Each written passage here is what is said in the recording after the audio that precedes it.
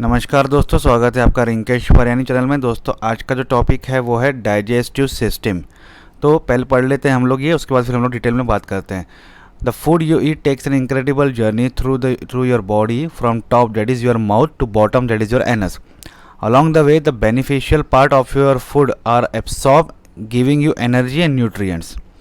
Your digestive system is made up of gastrointestinal tract, that is GI tract, and your liver, pancreas, and gallbladder. The GI tract is a series of hollow organs that are connected to each other from your mouth to your anus. The organ that makes up your GI tract in the order that they are connected include your mouth, esophagus, stomach, small intestine, large intestine, and anus. तो digestive system जो रहता है ये GI tract रहता है, मतलब जो mouth से लेके जो एनस तक जो एक हॉलो पाइप जिसे सिंपल भाषा में माना जाता है, जिसके अंदर से जो फूड है वो ट्रैवल होता है और उसमें जो है चेंजेस आते हैं। उसमें से जो ज़रूरत की चीज़ें रहती हैं जैसे न्यूट्रिएंट्स एनर्जी वो बॉडी ले लेता है और जो वेस्ट मटेरियल है वो बाहर छोड़ देता है। तो माउथ रहता है, उसके बाद ईसोफेगस है, फिर स्टमक है, स्मॉल इंटेस्टाइन, लार्ज इंटेस्टाइन और एनस, रेक्टम जिसे हम लोग कह सकते हैं।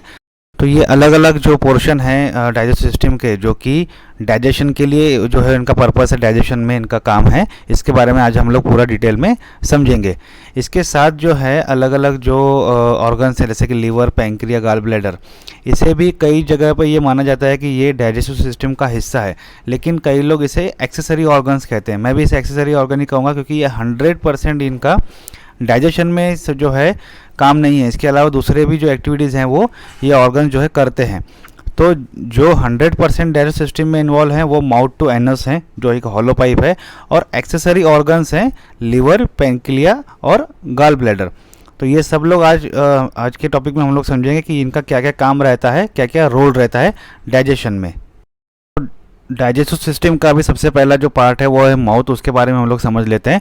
The mouth is the beginning of the digestive tract. In fact digestion start before you even take a bite. Your salivary glands get active as you see and smell some food. After you start eating you chew your food into pieces that are more easily digested. Your saliva mixes with the food to begin to break it down into a form your body can absorb and use. When you swallow, your tongue passes the food into your throat and into your esophagus. तो जो सबसे पहले जो है digestive system का जो है वो मुंह से शुरू होता है, माउथ से शुरू होता है। तो इसमें क्या होता है कि हम लोग जब खाना देखते हैं तो ये हम लोग समझ लेते हैं कि इसमें एक आंखें भी जो है कि एक प्रकार के एक्सेसरी ऑर्गन्स का ही काम करती है, पर वो काफ़ी इसे रेयर इसे माना जाता है। तो जब हम जो कोई फूड को जब हम देखते हैं तो वो एक सेंसेशन भेजता है हमारे ब्रेन को, जिसकी वजह से एक जो सलाइवरी ग्लैंड्स में से सलाइवा जो है वो निकलना शुरू होता है। ये हमारे मुंह के अंदर जो सलाइवरी ग्लैंड रहती हैं, जो सलाइवा जो है ये रिलीज़ करती हैं फूड को डाइजेशन में। अब क्या होता है, जो भी हम लोग फूड लेते हैं मुंह के अंदर तो वो एक प्रॉपर तरीके से ब्रेक डाउन होना चाहिए, ताकि वो प्रॉपर तरीके से हमारे बॉडी के अंदर जाके आगे की प्रोसीजर में वो ब्रेक डाउन होना चाहिए। तो सलाइवरी ग्लैंड जो सलाइवा रिलीज़ करती हैं ये, और जो दांतों से हम लोग चबाते हैं तो एक प्रकार का जो है उसका जो स्मॉल पार्टिकल्स में कन्वर्ट हो जाता है ये, और एक बोलस टाइप का एक जो शेप है वो ले लेता है। तो ये जो सलाइवरी ग्लैंड मिलने के बाद और चबाने के बाद जो एक शेप बनता है उस खाने का, उसे बोलस कहा जाता है, जो कि आगे जो है बॉडी के अंदर जो पास होता है थ्रोट में और ईसोफेगस में। तो अब देखते हैं कि ईसोफेगस के बारे में। तो oesophagus located in your throat near your trachea. Trachea means wind pipe. इसके बारे में रेस्पिरेटरी सिस्टम के बारे में जब हम बात करेंगे तब डिटेल में समझेंगे। The oesophagus receive food from your mouth when you swallow.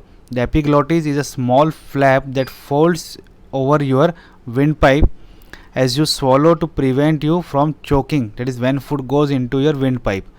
A series of muscular contraction within the esophagus called peristalsis delivers food to your stomach. But first, a ring-like muscles at the bottom of your esophagus called the lower esophageal sphincter has to relax to let the food in. The sphincter then contracts and prevent the content of the stomach from flowing back into the esophagus. When it doesn't, and this content flow back into the oesophagus, you may experience acid reflux और heart burn. तो simple concept है, इसको ध्यान से समझिएगा। Oesophagus आपको नीचे image में दिखाई दे रहा होगा, जो पीला पाइप है। तो माउथ के बाद जो ये पाइप शुरू होता है स्टमक तक, इसे ईसोफेगस कहा जाता है सिंपल भाषा में। अब ये देखा जाए तो जो माउथ है ये कॉमन पैसेज है रेस्पिरेटरी सिस्टम के लिए भी और डाइजेस्टिव सिस्टम के लिए। जब हम सांस लेते हैं तो मुंह से भी लेते हैं, और ये जो सांसें वो लंग्स के अंदर चली जाती हैं। तो जो ट्रकिया है, जो जिसे जो एयर है वो लंग्स की तरह ट्रांसफ़र करता है, जिसे विंड पाइप कहा जाता है। तो ये कुछ समय के लिए जो है वो बंद हो जाती है जब हम खाना खाते हैं, उस सेकंड के लिए बंद हो जाती है, जब तक हम लोग फूड जो है नीचे की तरफ नहीं आ जाता है। तो ये कैसे बंद होती है? एपिग्लोटिस। एपिग्लोटिस एक प्रकार का फ्लैप रहता है, या एक प्रकार का पर्दा बोलिए, या एक प्रकार दरवाज़ा बोल दीजिए।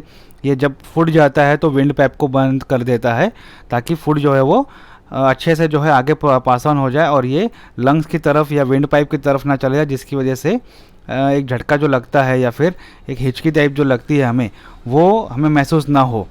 तो इसलिए कहा जाता है कि खाना खाते वक्त जो है वो कम बात करें, ताकि जो एयर की वजह से जो विंड पाइप खुल जाता है वो ना हो सके।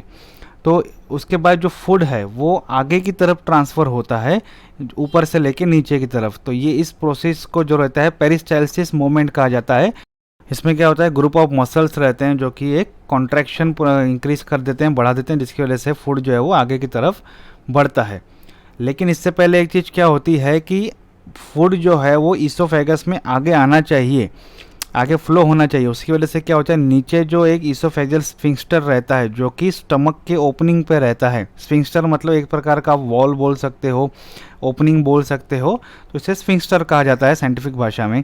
ये कुछ समय के लिए खुल जाता है ताकि फूड अंदर आ जाए, और ये इतना जल्दी बंद हो जाता है ताकि ये स्टमक का जो एसिडिक पार्ट है वो बाहर ना आ जाए। तो ये उसे कंट्रोल करता है। लोअर ईसोफेजल स्फिंक्टर एसिड जो रहता है स्टमक में उसे बाहर यानी ऊपर की तरफ नहीं आने देता है, पर ये कुछ सेकंड के लिए ही खुलता है ताकि फूड जो है वो प्रॉपर तरीके से नीचे आ जाए। अगर ये प्रोसीजर अगर प्रॉपर तरीके से नहीं होती है तो क्या होता है, जो एसिड रहता है हमारे स्टमक में वो पुल अप हो जाता है, वो ऊपर की तरफ आ जाता है, जिसकी वजह से हमें एसिडिटी फील होती है या हार्ट बर्न फील होता है। तो जैसे ही फूड जो आ जाता है अंदर ईसोफेगस के अंदर, तो ये तुरंत जो है ये स्फिंक्टर जो है ये क्लोज कर देता है, और मसल्स को जो है वो रिलैक्स कर देता है। जो मसल्स कॉन्ट्रैक्ट होकर फूड आगे बढ़ाती हैं उसे रिलैक्स कर देता है। अब आते हैं स्टमक पे। The stomach is a hollow organ और container that holds the food while it is being mixed with the stomach enzyme. These enzymes continue the process of breakdown food into the usable form. Cells in the lining of your stomach secrete a strong acid and powerful enzymes that are responsible for the breakdown process. When the contents of the stomach are processed enough, they are released into the small intestine. मतलब क्या है, एक प्रकार का एक hollow organ है। ये पूरा ही जो जीआई ट्रैक है एक हॉलो ऑर्गन ही इसे माना जाता है। तो एक हॉलो ऑर्गन है, और या फिर इसे कंटेनर भी कहा जाता है, जो कि कुछ समय के लिए फूड जो है वो अपने पास स्टोर रखता है, ताकि जो एंजाइम्स जो है सेल्स जो है जो लाइनिंग्स हैं स्टमक की, उसमें से एंजाइम्स और एक स्ट्रॉन्ग एसिड जो है निकलता है, जो कि फूड को पूरी तरीके से डाइजेशन करने में हेल्प करता है। तो जब तक ये पूरी प्रोसीजर मिक्स नहीं हो जाती है तब तक फूड जो है इसके अंदर स्टोर रहता है, एज अ कंटेनर के फॉर्म में ये काम करता है। जैसे ही ये फूड जो है पूरी तरीके से उसमें मिल जाता है और बॉडी में एक्सेप्ट होने लायक जो बन जाता है और आगे मूव करने के लायक बन जाता है, तो ये आगे की तरफ स्मॉल इंटेस्टाइन में प्रोसेस ये कैरी फॉरवर्ड होता है। स्टमक के जो पार्ट रहते हैं वो तीन तरीके के रहते हैं। जो ऊपर की तरफ रहता है उसे फंडस कहा जाता है, बीच में जो रहती है उसे बॉडी, और नीचे का जो हिस्सा जो कि स्मॉल इंटेस्टाइन से कनेक्ट होता है उसे पाइलोरस कहा जाता है। उसके बाद हम लोग देखते हैं कि small intestine made up of 3 segments, the duodenum, jejunum and the ilium. The small intestine is a 22 foot long muscular tube that breaks down food using the enzyme released by the pancreas and the bile from the liver. Peristalsis also work in this organ, moving food through and mixing it with the digestive juices from the pancreas and the liver. The duodenum is the first segment of the small intestine. It's largely responsible for the continuous breakdown process. The jejunum and ileum in the intestine are mainly responsible for the absorption of the nutrients into the blood stream. तो small intestine जो देखा जाए तो ये भी एक hollow tube लंबा pipe रहता है। ये 3 हिस्सों में डिवाइड रहता है, 22 फुट तक ये लंबा रहता है। ड्यूडेनम, जुजेनम, इलियम जो इसके पार्ट रहते हैं, अगले पेज भी इसमें जो है आपको इमेज देखने को मिल जाएगी। तो ये 3 हिस्से रहते हैं, एक मस्कुलर ट्यूब रहता है, इसमें भी पेरिस्टालसिस मूवमेंट होती है जो कि फूड को आगे कैरी फॉरवर्ड करती है। ड्यूडेनम में जो देखा जाए तो ब्रेकडाउन प्रोसीजर चलती रहती है, एंजाइम रिलीज होना चालू होता रहता है इसमें। और जिजेनम और इलियम में जो है वो एब्सॉर्प्शन प्रोसीजर होती है, न्यूट्रिएंट एब्सॉर्ब होते हैं और ब्लड स्ट्रीम में जो है उसे सप्लाई किया जाता है। साथ ही जो यहाँ पे जो ड्यूडेनम पार्ट में रहता है या फिर इनिशियल पार्ट में जो रहता है, जो पेंक्रियास जो अपना पेंक्रियाटिक जूस रिलीज़ करती हैं और लीवर में से जो बाइल इसमें से रिलीज़ होता है जो कि फूड को और डाइजेस्ट करने में हेल्पफुल करता है। तो यहाँ पे पूरी तरीके से डाइजेस्टिव जूसेस जो हैं ये पूरे मिक्सअप होते हैं फूड को पूरी तरीके से एब्सॉर्ब होने के लिए और वेस्ट मटेरियल को अलग करने में ये हेल्प करते हैं। यहाँ जो इमेज है आपको इसमें देखने को मिल रहा होगा कि जो 3 हिस्से हैं स्मॉल इंटेस्टाइन के, सबसे पहले जो ड्यूडेनम आपको दिखाई दे रहा है जो कि एक सी स्टेप या एस स्टेप इसे कहा जाता है। उसके बाद जो है जिजेनम है और लास्टली जो है वो इलियम है जो कि बाद में लार्ज इंटेस्टाइन से कनेक्ट होता है। तो the contents of the small intestine start out semi solid and and in the liquid form after passing through the organ. Water, bile, enzymes and the mucus contribute to change in consistency. Once the nutrients have been absorbed and leftover food residue liquid has passed through the small intestine, it then moves on to the large intestine. तो जैसे हमने देखा कि जो food है वो stomach में से जो निकलता है वो प्रोसेस होके निकलता है, तो एक सेमी सॉलिड प्रोसीजर में एक शेप में वो रहता है, एक सेमी सॉलिड फॉर्म में रहता है। फिर ड्यूडेनम और जो है वहाँ पे जब स्मॉल इंटेस्टाइन में जो है वो इसमें जो अलग अलग बाइल्स हैं, एंजाइम्स हैं, जो म्यूकस रिलीज़ होता है, पानी जो है वो हमारी बॉडी में से जो उसे एब्सॉर्ब करने के लिए लगता है या फिर डाइजेस्ट करने लगता है, ये सब मिक्स होने के बाद ये उसका जो फॉर्म है सेमी सॉलिड से ये लिक्विड फॉर्म में आ जाता है। और जैसे ही ये न्यूट्रिएंट्स इसमें से एब्सॉर्ब हो जाते हैं तो जो लेफ़्ट ओवर रेसिड्यू रहता है, जो बचा हुआ चीज़ रहता है, वो स्मॉल इंटेस्टाइन से लार्ज इंटेस्टाइन की तरफ, जिसे लार्ज इंटेस्टाइन को कोलन भी कहा जाता है, वहाँ की तरफ ये पास ऑन हो जाता है। अब देखते हैं कि जो एक्सेसरी ऑर्गन्स हैं कोलन पे आने से पहले, कि एक्सेसरी ऑर्गन्स का इसमें क्या रोल रहता है डाइजेस्टिव सिस्टम में। तो हमने पहले देखा था एक्सेसरी ऑर्गन कौन से हैं, पेंक्रिया है, लीवर है और तीसरा है गाल ब्लैडर। तो पहले देख लेते हैं पेंक्रिया का रोल क्या है डाइजेस्टिव सिस्टम में। The pancreas secrete digestive enzyme into the duodenum that breaks down protein, fat and carbohydrate. The pancreas also makes insulin, passing it directly into the bloodstream. Insulin is the chief hormone in your body for metabolizing sugar. पेंक्रिया का क्या role है, ये duodenum में जो है अपना pancreatic juice जो है वो पेंक्रियाटिक जूस जो है वो रिलीज़ करता है, जो कि प्रोटीन, फैट और कार्बोहाइड्रेट को अलग अलग तरीके से उसे ब्रेक डाउन करता है, अलग अलग करने में हेल्प करता है सिंपल भाषा में। इसके अलावा ये इंसुलिन भी रिलीज़ करता है जो कि डायरेक्टली ब्लड स्ट्रीम में भेजा जाता है, ये ड्यूडेनम में रिलीज़ नहीं होता है। वहाँ पे ये क्या करता है, जो शुगर है उसे मेटाबोलाइज करता है और इसे एक प्रॉपर लेवल में लाने का ये काम करता है। उसके बाद देखते हैं कि लीवर का क्या रोल है। Liver has many function but its main job within the digestive system is to process the nutrients absorb from the small intestine. Biles from the liver secreted into the small intestine also plays an important role in the digesting fat and some vitamins. तो liver क्या क्या करता है, liver तो एक बड़ा factory जिसे माना जाता है हमारे बॉडी का, लेकिन उसका मेन काम क्या है डाइजेस्टिव सिस्टम में, कि ये जो न्यूट्रिएंट्स है ये उसे एब्सॉर्ब करता है स्मॉल इंटेस्टाइन में से, और जो बाइल ये रिलीज़ करता है स्मॉल इंटेस्टाइन में, उसका क्या रोल है कि वो फैट और विटामिन्स को ब्रेक डाउन करने में और डाइजेशन करने में हेल्प करता है। तो ये मेन फंक्शनिंग है लीवर का डाइजेस्टिव सिस्टम में। ये तो हो गया सिंपल जो एब्सॉर्प्शन जो है लीवर का, उसके बारे में हमने समझ लिया कि ये क्या काम करता है। लेकिन इसके अलावा भी जो लीवर जो है वो कुछ टॉक्सिक मटेरियल जो या फिर कुछ केमिकल जो हमारे बॉडी में चले जाते हैं उसे भी डिटॉक्सीफाई करने का जो ये काम करता है। तो liver is your body's chemical factory, it takes the raw material absorb by the intestine and makes all the various chemicals your body need to function. तो रॉ मटेरियल इन सिंपल भाषा में कच्चा माल लेता है इंटेस्टाइन से, और उसे पूरा प्रॉपर तरीके से फर्निश करके एक ऐसा केमिकल, ऐसा एक सब्सटेंस बनाता है जिससे आपकी बॉडी को जो है फंक्शनिंग हो सके।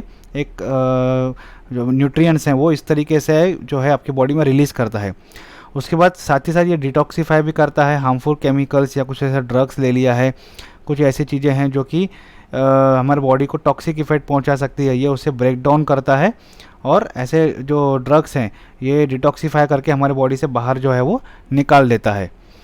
उसके बाद देखते हैं कि gall bladder. The gall bladder stores and concentrate the bile from the liver and then release it into the duodenum in the small intestine to help absorb and digest fats. Gall bladder का simple इतना काम है कि जो liver में से जो bile निकलता है ये उसे स्टोर करता है, कॉन्सेंट्रेट करता है, उसे गाढ़ा बना देता है, और उसके बाद जो है ये ड्यूडेनम में इसे रिलीज़ करता है स्मॉल इंटेस्टाइन में, ताकि ये फैट को डाइजेशन में और एब्सॉर्प्शन करने में हेल्प कर सके। सिंपल फंक्शन है। उसके बाद आते हैं मेन डाइजेस्टिव का जो हॉलो जो पाइप है उस पर मेन आते हैं। तो कोलॉन पे हमने ख़त्म किया था। Colon is responsible for processing the waste so that emptying your bowel is easy and convenient. It's a 6 foot long muscular tube that connect the small intestine to the rectum. The colon is made up of cecum, the ascending colon जो कि right side होता है, the transverse colon जो कि ऊपर के side में रहता है जिसे एक्रोस कहा जाता है, और डिसेंडिंग कोलॉन जिसे लेफ्ट साइड में जो ये रहता है, और उसके बाद फाइनल एक सिग्मोइड कोलॉन रहता है which connect to the rectum. तो नीचे इमेज में आपको ये पूरा क्लैरिफाई हो जाएगा कि सिकम कहाँ रहता है, असेंडिंग कोलॉन, ट्रांसवर्स, और फिर डिसेंडिंग कोलॉन, फिर सिग्मोइड कोलॉन है जो कि बाद में चल के रेक्टम और एनस के साथ ये कंटिन्यूएशन होता है। तो जो कोलॉन है वो 6 फीट तक ये लगभग लंबा रहता है। तो स्टूल और the waste left over from digestive process is pass through the colon by means of peristalsis, first in the liquid stage and ultimately in the solid form. As stool passes through the colon, water is removed. Stool is stored in the sigmoid, that is S-shaped colon, until a mass movement that is empties into the rectum once or twice a day. It normally takes about 36 hours for stool to get through the colon. The stool itself is mostly food debris and bacteria. The good bacteria perform several useful functions such as synthesizing various vitamins, processing waste products and food particles, and protecting against harmful bacteria. When the descending colon becomes full of stool or feces, it empties its content into the rectum to begin the process of elimination, that is a bowel movement. तो simple भाषा में देखा जाए कि जो stool और waste है जो डाइजेस्टिव सिस्टम में रहता है, ये कोलॉन्स के थ्रू जो है वो आगे की तरफ पास होता है, जिसे पेरिस्टालसिस मूवमेंट कहा जाता है। शुरुआत में ये लिक्विड में रहता है और बाद में वो धीरे धीरे जो है इसमें सॉलिड फॉर्म में बदल जाता है। तो जैसे ही ये कोलॉन्स में से पास हो जाता है, मूव होता है, तो कोलॉन में पहली बात तो ये समझना है कि वेस्ट जो फूड है वो ही रहता है। तो इसमें से जो वाटर है वो रिमूव हो जाता है, और जो स्टूल है जो बाद में जो एक फीसेस का एक जो एक रूप ले लेता है, एक फॉर्म ले लेता है, ये एस शेप में जो सिग्मोइड है सबसे नीचे, वहाँ पे ये स्टोर रहता है जब तक कि एक मास मूवमेंट नहीं होती, मतलब एक पूरी तरीके से जो है वो कोलॉन भर नहीं जाता है। तो जैसे ही ये भर जाता है तो ये रेक्टम के द्वारा एक्सपेल आउट हो जाता है, निकल जाता है बॉडी से through the process of elimination, दिन में 1 या 2 बार। तो एक देखा जाए तो 36 घंटे की एक पूरी प्रोसीजर रहती है कि जो खाना रहता है वो पूरी तरीके से जो कोलॉन में से जो है वो मूव होने के लिए, और उसे प्रॉपर तरीके से उसमें से जो वाटर है वो निकल के, और जो डेड बॉडी जो डेब्रीज हैं जो कि बैक्टीरियाज हैं वो उसके अंदर पूरा तरीके से मूव होने के लिए ऑन एन एवरेज 36 आवर जो है लगते हैं। इसमें कुछ ऐसे बैक्टीरियाज रहते हैं जो गुड बैक्टीरियाज रहते हैं जो कि सिंथेसिस प्रोसेस करते हैं, जो कि इसके अंदर वेस्ट प्रोडक्ट्स में जो प्रोसेस करने का काम करते हैं, विटामिन्स को सिंथेसाइज करने का काम करते हैं, और कुछ हार्मफुल बैक्टीरियाज को भी हमारे बॉडी में नुकसान ना पहुंचाए, ये भी ये काम करते हैं गुड बैक्टीरियाज। और जैसे ही डिसेंडिंग कोलॉन जो लेफ़्ट साइड में रहता है ये पूरी तरीके से भर जाता है स्टूल से या फीसेस से, तो ये एम्प्टी होने की प्रोसीजर शुरू होती है through the process of elimination. अब आते हैं डाइजेस्टिव सिस्टम के सबसे लास्ट पार्ट पे, जो कि anus. The anus is the last part of digestive tract. It is the 2 inch long canal consisting of pelvis floor muscle and the two anal sphincter, that is internal and external. The lining of the upper anus is able to detect the rectal content. It lets you know whether the content are liquid, gas or solid. The anus is surrounded by the sphincter muscle that are important in allowing control of stool. The pelvis floor muscles creates an angle between the rectum and the anus that stops stool from coming out when it's not supposed to.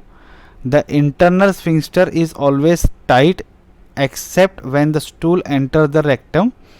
This keeps us continence, that is prevent us from pooping involuntary when we are asleep or otherwise unaware of the presence of stool. When we get an urge to go to the bathroom, we rely on our external sphincter to hold the stool until reaching a toilet, where it then relax to release the content. तो पूरा जो है anus का जो functioning है वो समझना हमें ज़रूरी है. ये 2 इंच का एक लॉन्ग पार्ट रहता है जो कि डाइजेस्टिव सिस्टम का जो सबसे लास्ट पार्ट रहता है.